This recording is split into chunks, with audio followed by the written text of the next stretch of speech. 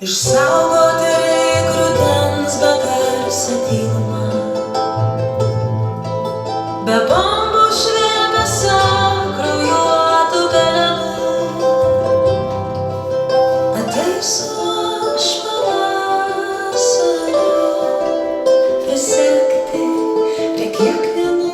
Sveiki visi audio puslapio stebėtojai ir vėl mes dar kartą susitinkam ir šį kartą svečiuose pas mane Edvinas. Sveiks, Edvinai. Sveikas. Šiaulietis pats esi ar prieš Šiaulių gyveni? Šiauliuose. Prisistatyk, kas toks esi šiaip. Įdomu gal mūsų puslapio žiūrovam, kokie žmonės domisi audio aparatūrą. Nu ką, esu Edvinas Jonkus, pats irgi inžinierius, konstruktorius ir audio mylėtojas. Tai mėgstu klausyti gerą aparatūrą, gerą skambesį, tai ieškom tų atradimų, sakant, skirtingų kombinacijų aparatūrų. Esi pats ką nors pats litavęs, kažką daręs? Jo, esu konstravęs grotuvus, perdarinėjęs, keitiklius keitęs, ten visokius maitinimus, tobulinęs, ieškojęs to skirtumo. Bet dabar vėl, kaip sakant, Lituoklis išjungtas, kiek suprantu. Kokį tu geriausiai prisimeni iš savo tų tokių palitavimų, darbų, padarimų, ką esi ten stiprintuvus, ar ką ten lituodavai, ką bandydavai? ne, pagrindė keitikliai, dakai. Dakai? Jo. Su kokiu čipu esi daręs? Dabar buvo paskutinis gal analog devices, ten buvo 1865 gal. Nu ir kaip pavyko? Nu, viską projektą užbaigėm, rezultatai neblogi, lyginant su originalu. Reikia lyginti, reikia ir tiem išgirsti. Atsiprašau žiūrovai, bet kai jūs prašot įkelti YouTube'ą, neišgirsit to, ką išgirstam mes namuose, ar teisingai, ar aš čia man vienam taip atrodo. Nu, aš negirdžiu per YouTube'ą to, ką čia gaunasi, arba pasitikė tavo žodžiu, ką tu sakai, arba nepasitikė, ne? Nu, čia reiktų tiesiog daugiau susitikti, lyginti. Nufilmuota muzika per mikrofoną ir dar kuris MP3 suėda ten 256 arba geriausiu atveju 320, tai neįmanoma išgirsti tą, ką mes klausom DSD arba FLAC kokybę, taip? Nu, tam tikrą dinamiką galima gal atskirti, nu, sunku pasakyti. Mūsų buvo šiandien susitikimo su Edvinu dalis tame, kad jisai nupirko daką iš vadimo 1543. Ir dabar kokia istorija? Kam jis tau šis reikalingas? Na, dabar bandau atgyvinti CD grotuvą, sakykime, kad klausyti. Turiu transportą. Kažkada buvau pirkęs daką. Tai va, jo senasis dakas. Apie jį esu vienam video užsiminęs. Kiniečius, D-Lightas. Ant kiek čia čipų? Čia yra 8, man darots. 8. Jo, kiniečių darbo. Lygiai grečiai. Ir jis dabar įsigina va šitą vadimo daką.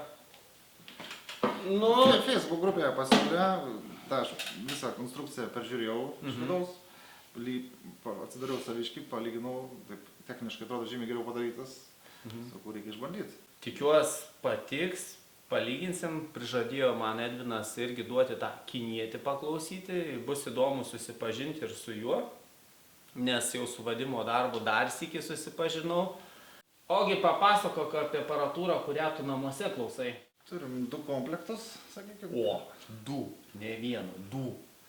Tai tas toks išeiginis, kaip Vytas, mūsų šiaulietis vadina, tai yra audionotė klonėlės, yra 300-inis. Nu, tai turim, nesam suciklinę su vienu kažkokiu ten tuo stiprintuvu, ar yra keli komplektėliai, ne vienas stiprintuvas, gali pamaišyti, palyginti. Tai dabar paskutinis tai notės kolonėlės ir lempinis 300 B lempa, bet trūksta man to energijos, tai Drive. Tai grįžtam vėl prie tranzistoriaus, ten modifikuotas, ten pionieras yra, tada tekas, nu įvairios modeliukai, bandom ieškoti irgi atradinėti, tai taip, kaip sakant, kintantis dalykas. Apsistojau tik su kolonėlėm, nes jautrios detalės, labai jaučia stiprintuvas skirtumus, tai automatiškai dakas galės lyginti.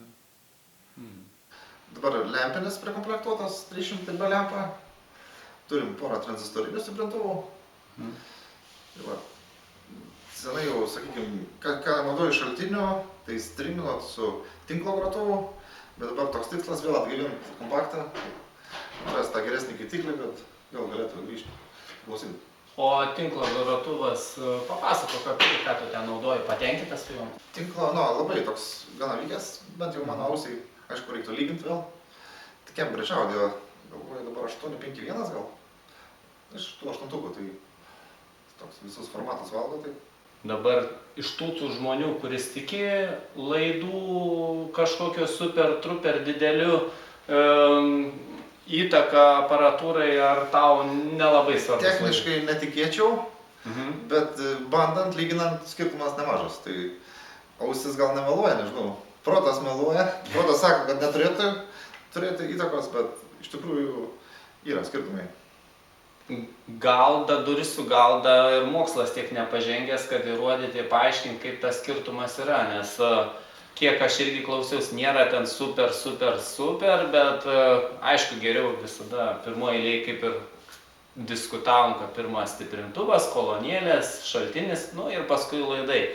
Bet aš irgi prie tų, kuris jaučia skirtumą. Skirtumą jaučiam, kaip tai vertinti fiziškai ir ten paaiškinti. Tinklo laidas galbūt kaip filtras, įsivaizduojam, kad ateina daugybė trukdžių ir filtruoja, o laidai tarp blokiniai ar kolonėlė, tai signalų praeinamumui. Čia jau medžiagas, sidabras, varis, ką jau turim. Kokią muziką pats klausai? Įvairią, neužsiciklinu. Ir popsą galiu M1 klausyti ir šiaip gerus įrašus stengiuosi kokybiškus. Nuo 58 metų džiazo iki šiuolaikinio džiazu ar kažkas toks. Okei, tada jau toks klausimėks. O pats mėgstamiausias tavo albumas arba grupė, kuriam skirtum pirmą vietą? Testinis toks audiofilų CD. Audio test. Neturiu apsibrėžęs, iš tikrųjų viskas tinka, su kuo galima atskleisti, aparatūrą galima palyginti. Muziką klausau, sakykime, ne vien kaip gal muzikos, bet tiesiog, kad galėtų vertinti. Ačiū tau už šitą susitikimą, tikiuosi ne paskutinį kartą, lauksime iš tavęs video, kad pamatyti, kaip namuose atrodo, gal ir svečiuose, kada pasikeisite, iki kito karto. Bus proga.